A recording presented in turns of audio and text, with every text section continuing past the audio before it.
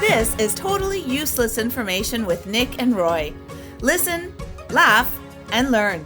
And on today's show, we will talk about these topics: inventions, fashion, dreams, science. Plus, we'll open up the mailbag. Totally useless information.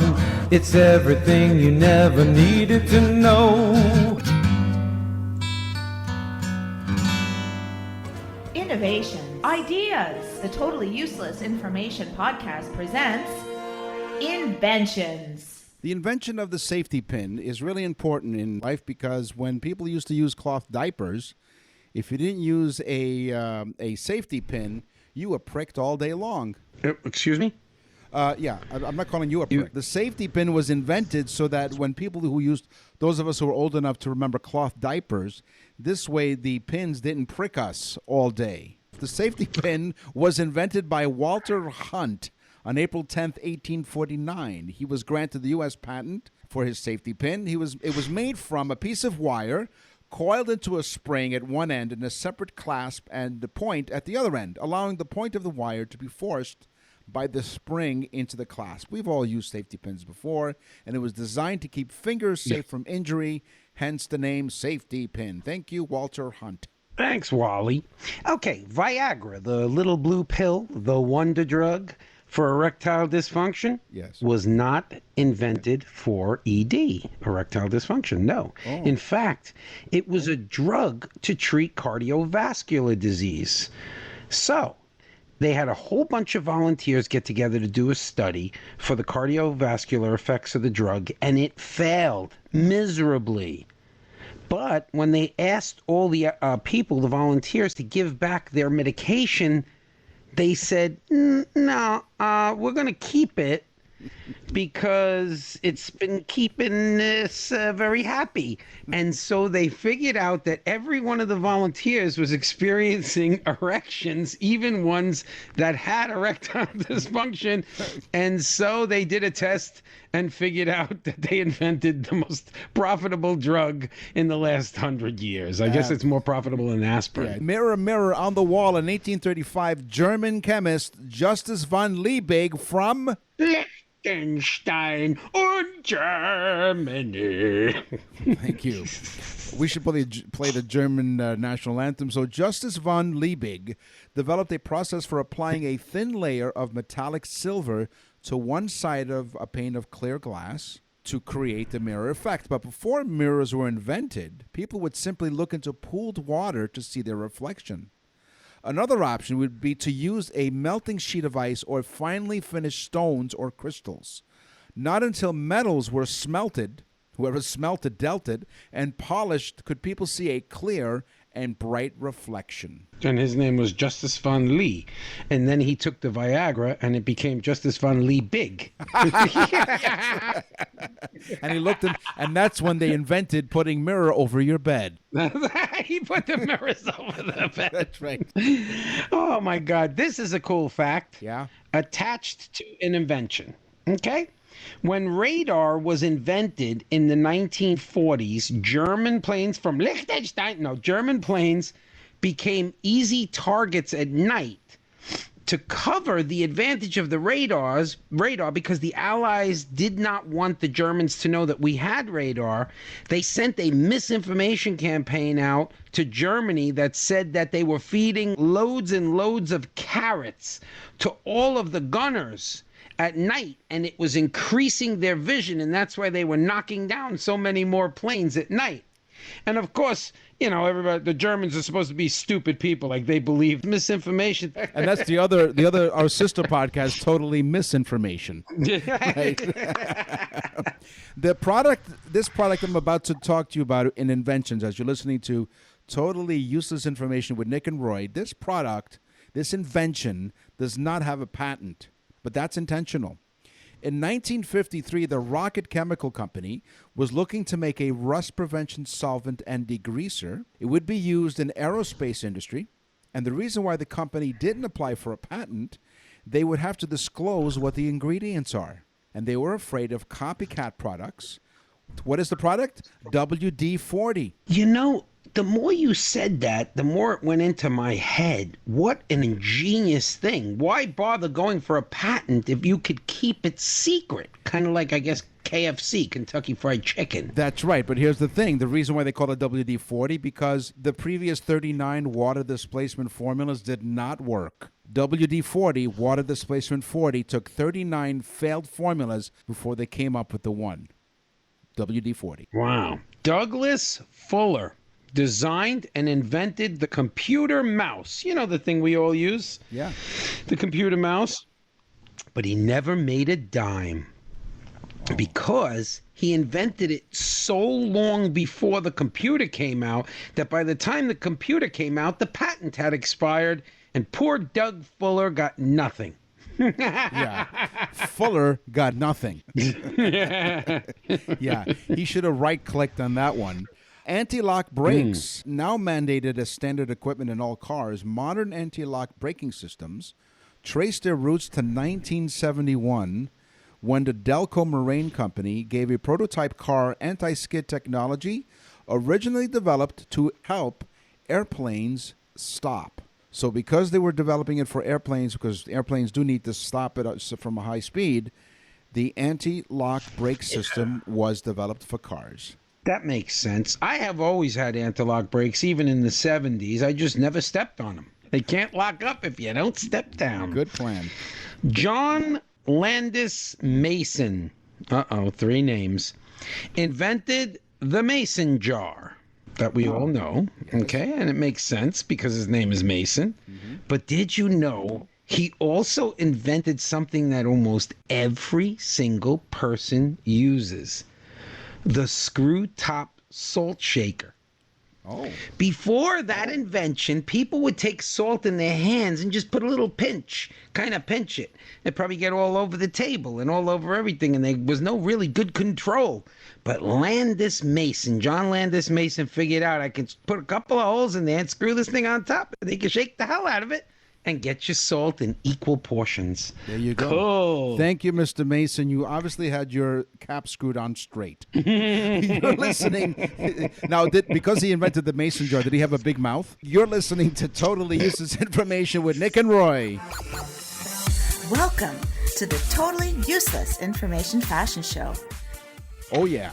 So all the ladies out there, thank you very much for emailing us and letting us know that you wanted us, Roy and I, to talk about fashion. So we are the ones that know all about fashion. So thank you very much for this opportunity. Roy, what do you got? We want you to know that we do listen to you. Oh, and by the way, now I think we're, 50-something countries around the world? Close Nick? to 50 countries around the world, including Belgium and Saudi Arabia and Germany and United Kingdom. We are literally a global podcast. So thank you. Just goes to show you that Homo sapiens as a race of people, as a biological group, has no taste all over the world. That's right. Yes. It's just like a natural thing, I guess. Yes. But anyway, thank you. And also, guys, go to nickandroy.com. nickandroy.com. You can see everything on there, episodes. There's like 50-something episodes now. So one episode for each country. Okay. Michael Kors, his first job as a designer was to design his own mother's wedding dress. He was a mere 5 years old, and he designed the dress for her. And thus, he then became a designer. What was his name? Michael Kors. I wonder if she told him, dear, could you go get me a beer? K-O-R-S. Oh, sorry, it was Kors. C-O. Yeah.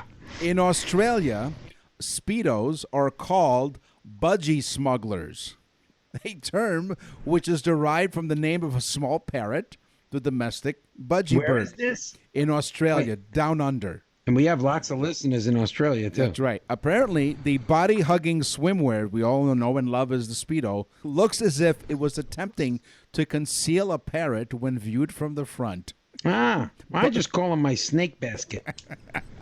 Budgie smugglers. Yes, when you want to protect your stuff down under. Yeah, I'm wearing my bungee smuggler. Oh, my God. All right, I don't even want to talk about that. Gucci Company manufactured a pair of jeans. Get ready, folks, for this. The Gucci Genius jeans. They sell for a staggering $3,200. Yes, Gucci is a genius, and whoever bought these jeans and is wearing them is wearing a T-shirt that says "I'm an idiot." Yes.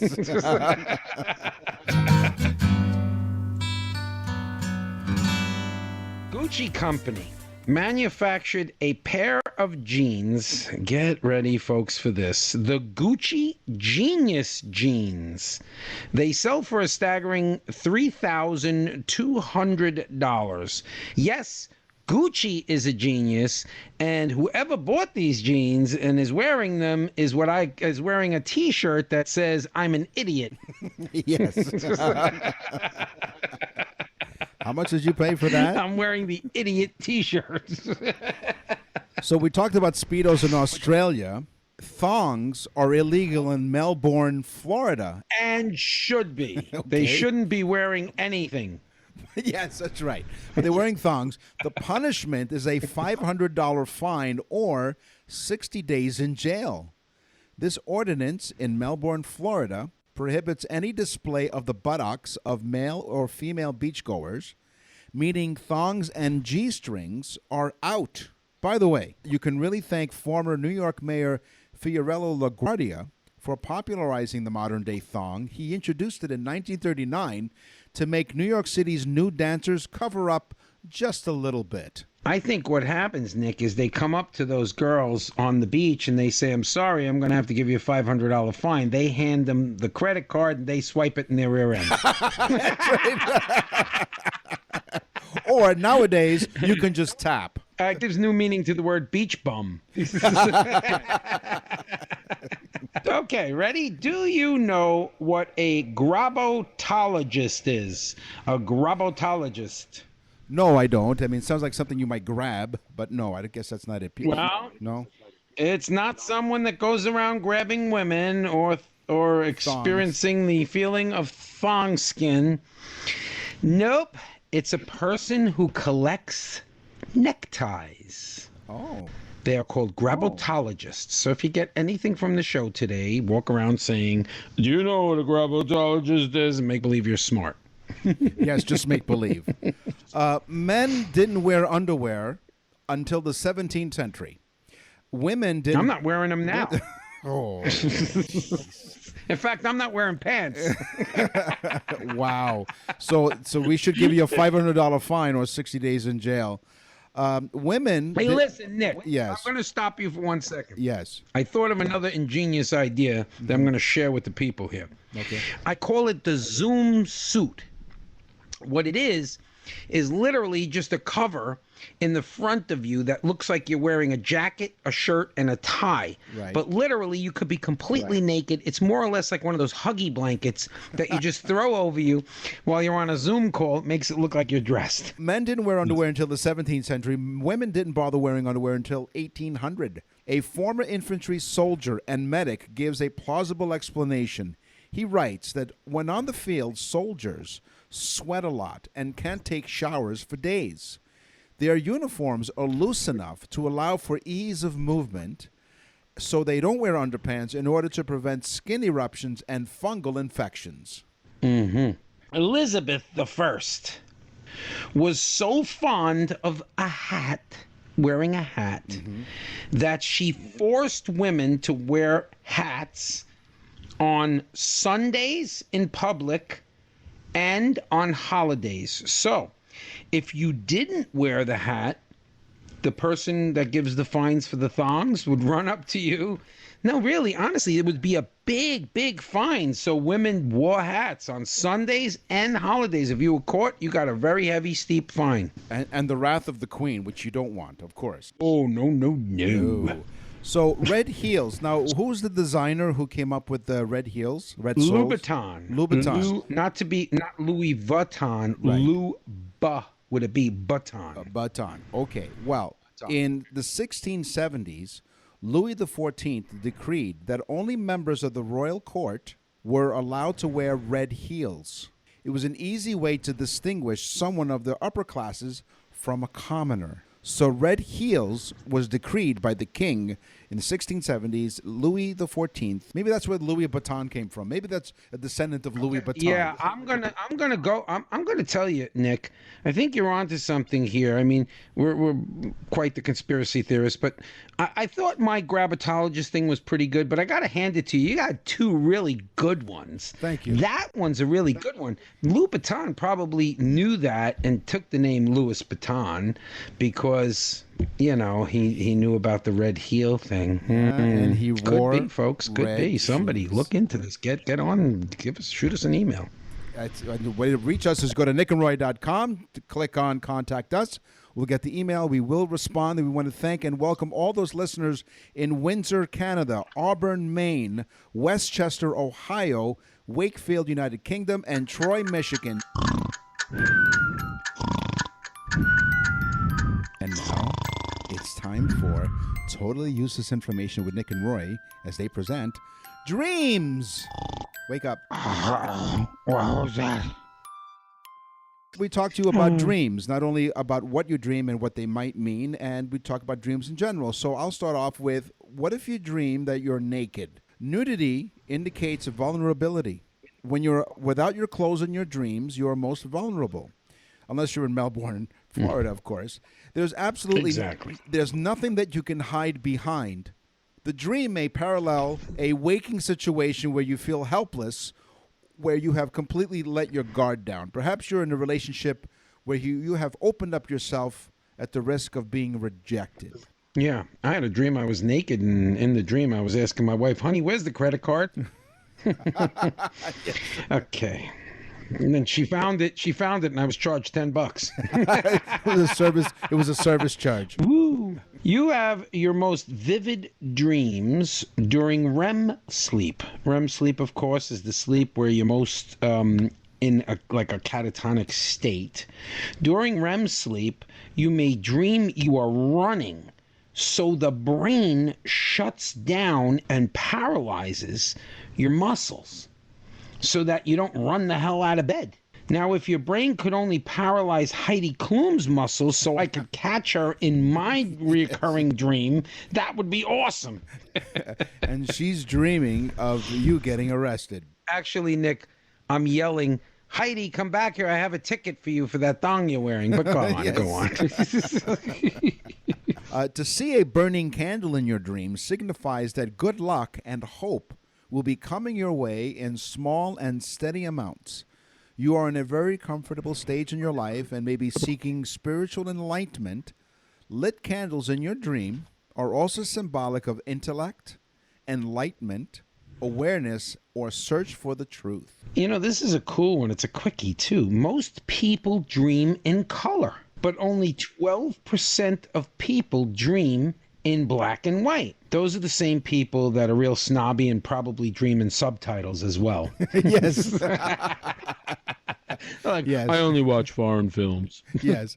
The following dream is closed captioned for the intelligent impaired. If you're dreaming that you see your car battery, it symbolizes your stamina. To dream that your car battery is dead suggests that you're overwhelmed and overworked, which is probably why you need a Viagra. You need to slow down. I was going to say. Yes.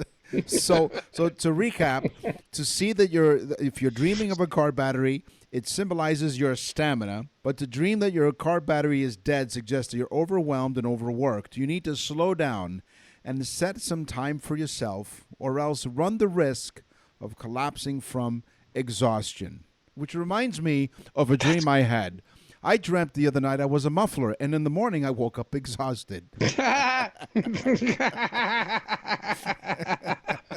Folks laugh. He'll stop. Yeah, that's right. Okay, let's talk about nocturnal penile tumescence. Men have 3 to 5 erections every night while they're sleeping. And it has nothing to do with sexual dreams. Or at least I hope my wife believes that.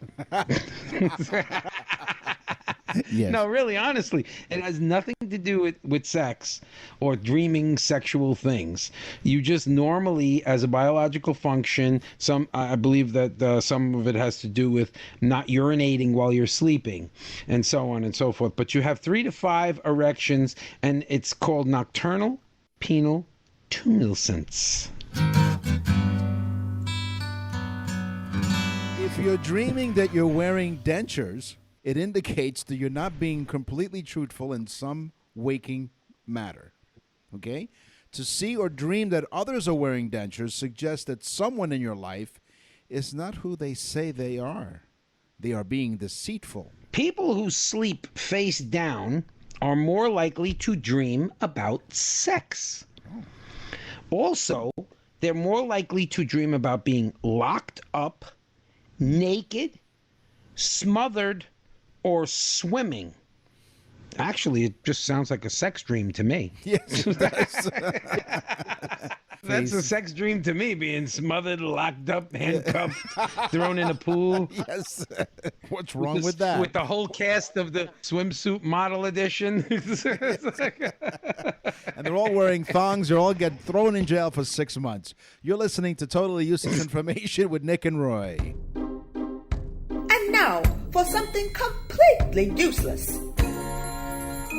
An orchestra tunes itself to the musical note A, which is a very particular frequency, usually 440 hertz, also known as the A440. Now, if you've ever been to a live performance of either an orchestra or a Broadway show of that type, you remember hearing this.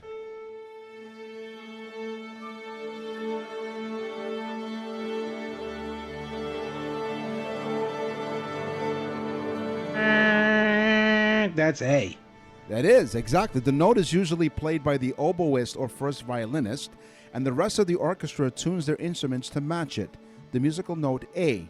The oboe, incidentally, leads the tuning because of all the instruments. It is least affected by humidity or other weather conditions. Conveniently, every string instrument has an A string as opposed to a G string, so it makes sense for string orchestras to tune to the open A string on the first violinist. So there you go.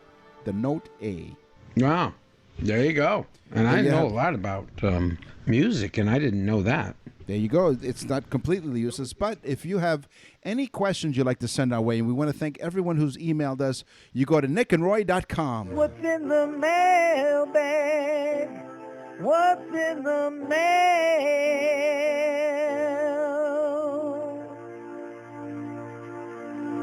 So I was going through the mail, and I got this one from Martin from the UK. He writes, Martin from UK, England.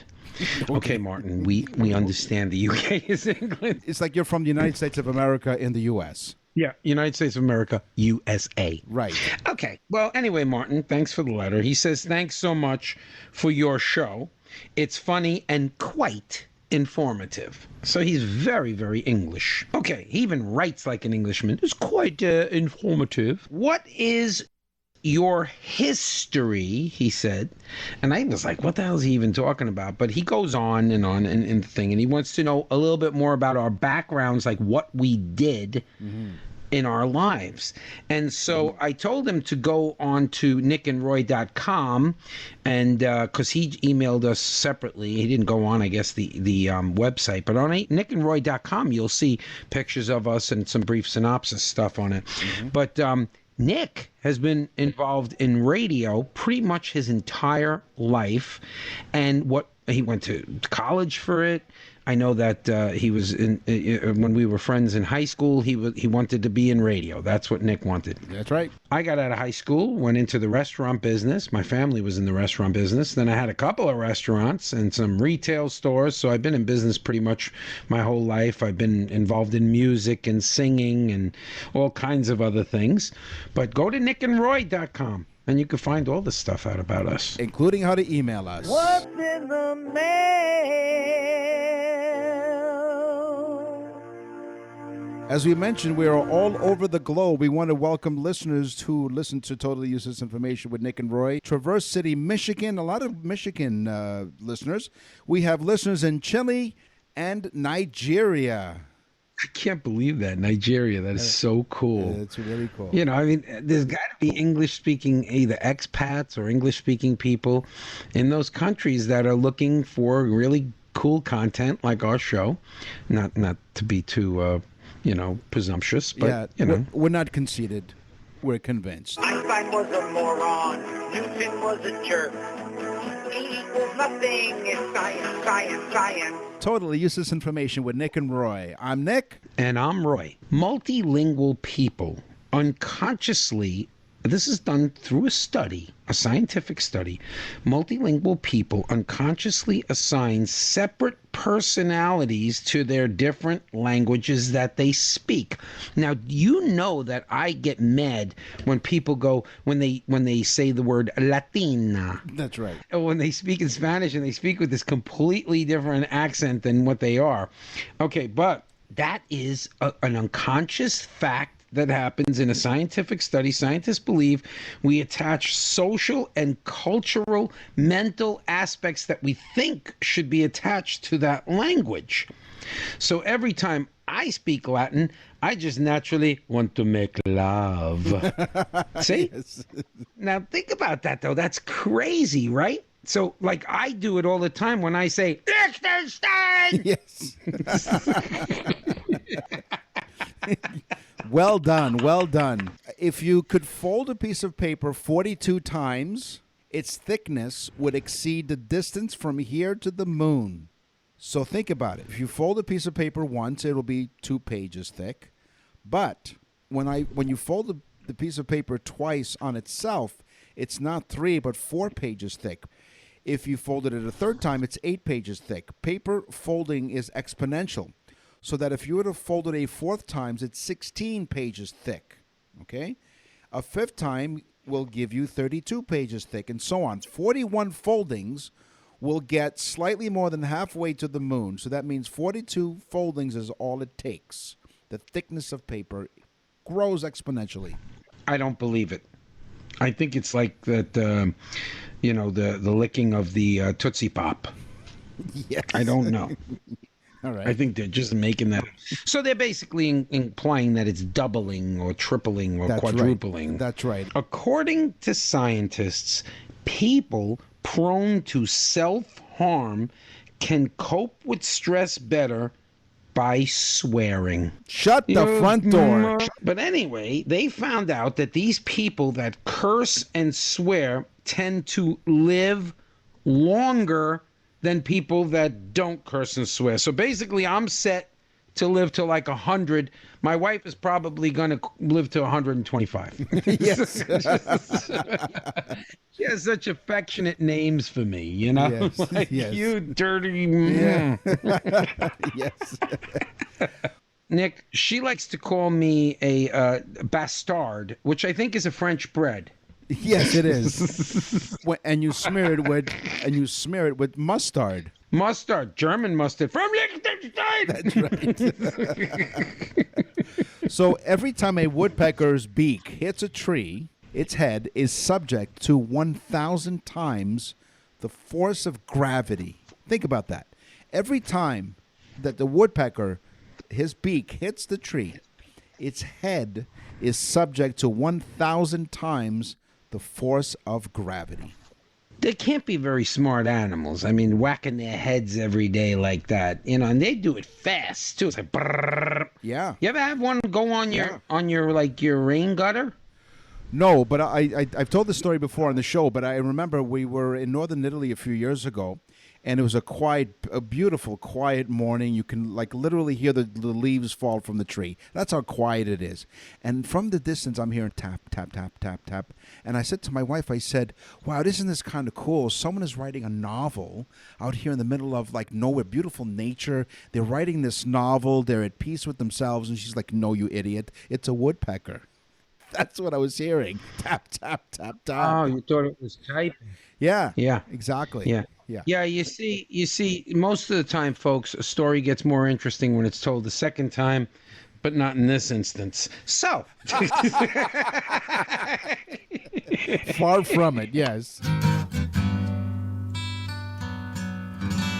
Well, GPS is ruining our imaginations. What? And I believe this wholeheartedly 100%. Due to the increase of dependence on GPS, people are paying little attention to landmarks, signs, anything like that. Basically, we're just mindlessly driving and just paying attention to staying alive and not crashing into the people in front of us. So we're waiting for the command to tell us when to turn. Now, this is absolutely no lie. My son lives like 2 hours away from me. I still, till this day, cannot tell you what the exit number is. I think it's like 252, but I'm not really sure. I'm not 100% sure because the GPS, I always just hit that friggin' GPS thing, because I think maybe if there's traffic, it's going to tell me, which it probably doesn't know, but I think it does, and I'm hoping it does, but I can't, it's true. So we're losing our imagination because in our minds, in order to keep a map in our head, we see landmarks and buildings and signs and so on, and then we form this map in our head by that, and we're not seeing that anymore. Plus, now women can find places without men, because before that, women, they couldn't read maps. They weren't allowed to. In fact, I don't even do they vote? Yes, they vote on where to go, and they'll tell you where to go. Send all of your nasty emails marked Nick. Yes, to nick@roy.com. Scientists from the Defense Advanced Research Laboratory, or DARPA, who've been working with honeybees since 1999, say that bees can actually challenge dogs when it comes to the sense of smell. Those same buzzing insects that seek out molecular hints of the pollen they use to make honey can just as easily detect other minute particles in the air, including traces of materials used to make bombs. So how do you train them to respond to TNT the way that they respond to pollen? The same way that you train any other animal to do almost anything, by associating a particular stimulus with a reward. Yeah, and the only thing that stinks about that is the other day I went, because I had a little bit of a cold, as most people I guess that listen to us can hear. I made some tea, and I wanted to put some honey in it. When I opened the jar up, it blew up. They got the TNT, and they made honey on it. I don't know. Listen to this one. What idiots. Listen, I'm getting kind of mad with the science topic because I'm starting to find out that scientists are really, I love when they go, we need to listen to the science. I don't think so. No. Listen to this study. Okay? Yeah. They spent millions of dollars on this one. Can money buy you happiness? And the answer that they came up with after this massive, expensive study was yes. No shite. Okay? A study of millionaires and poor people showed that millionaires were much happier than poor people. So what did they do? Like, did they go knock on a tent under a bridge somewhere and say to the guy, excuse me, and then zips it open, and how are you feeling? Get away, you son of a sea cook. Okay. And then they go ring the doorbell of the mansion, or basically from the gate. Can we come in? How you doing? Well, are you kidding me? I'm happy. I'm floating in the pool. Yes. That's so stupid. It's so dumb. But they did a study, and yes, folks, money makes you happier. Yes, especially money spent on those kinds of research. Yeah. So basically, folks, having said that, you need to share our show with all your friends so that me and Nick can make lots of money. Whoa. What this? Because right now we're in the tent, living in a van under a bridge. Well, I didn't realize there was pay involved in this. I thought we did this for fun. The average volume of farts a person generates per day had to go there. Ranges from, well, that's why I saved this for the end of the show. It ranges from 476 milliliters to 1,491 milliliters, okay? Again, the average volume of farts a person generates per day ranges from 476 milliliters to 1,491 milliliters, or 4.2 cans of Coke. What? Okay, first off, let me explain something to you. Mine is not even measured in cans of Coke. It's measured in those big liter bottles, okay? It's probably around 14-liter bottles. Okay, my wife the other day made this broccoli and cauliflower kind of medley thing. Yeah. Okay, I swear to you, people were outside of my house on Samsonite chairs like they were watching the damn launch from Cape Canaveral. They were waiting for me to fly off the ground. Yes. I love how you said it was a medley of vegetables. It was a medley that we were playing at the end of dinner. It was. It was like a tooting sound. You know, it was in the key of A, like the oboe, like boop, boop. It was something like this. Yep. And then at the end it goes like that. Yeah. That's right. Happened today is history. What happens tomorrow is history. Yeah. We're talking about history. Okay. Turkeys. We all knew from one of the episodes that Benjamin Franklin wanted the turkey to be the bird of America instead of the eagle. How could he think that? But turkeys were once worshipped as gods. They were thought of by the Mayan people to be gods. And then we, of course, came to the continent and ate them all in November. Well, how about that? Instead of eating turkey, how about let them eat cake? Let them eat cake. Well, here's the thing. So people believe that it was Marie Antoinette who came up with that, let them eat cake. But here's the bit of history here. A version of this quote. Expression and history at the same time? 2 in 1. It's like a bonus. It's like this piece of useless information was so good, it covered 2 segments. Originally came from the autobiography, who mentioned that a princess saying it would have been attributed to Marie Antoinette. But at the time that Rousseau, this author, recalled hearing it, Marie Antoinette would have been just 14 years old and living in Austria, making it highly unlikely that she, the princess, would be the one that said this. So no, she did not say let him eat cake. Wow, that's cool. Did you know that the Olympics, which has been going on for hundreds of years, thousands if you consider the Greek Olympics, but the organized Olympics has been going on for hundreds of years, and the Olympics actually awarded medals for art, sculpture, painting, and music. And then it was stopped, and of course they went to sports and kept just the sports. But there was not just sports, there were arts, sculpture, painting, and music awards given, and there was over 100 awards given on record. So within the modern Olympics, there were 100 awards given for those categories. And the gold medal goes to the violinist from Czechoslovakia. Space travel was proposed in the 17th century. So you thought space travel was a modern concept, but it turns out the English theologian John Wilkins was kicking the idea around in the 1600s. In his books, he suggested that flying chariots would take men to the moon, which he believed were inhabited by other beings that could prove to be great trade partners. This is what he thought. Though there were a few blind spots in his plan, he believed that the astronauts wouldn't need any special equipment to breathe because they would just get used to the pure air in the sky. So, sorry, Mr. Wilkins, your space travel idea flopped. That's all the time that we have for this week's episode. We will scour the internet far and wide for more useless information for next week. So in the meantime, tell a friend about the trend by sharing and subscribing, because it does help us out a lot, guys. And go to www.nickandroy.com. Leave us a message. You'll be on the show. I'm Nick. And I'm Roy. Thanks for listening.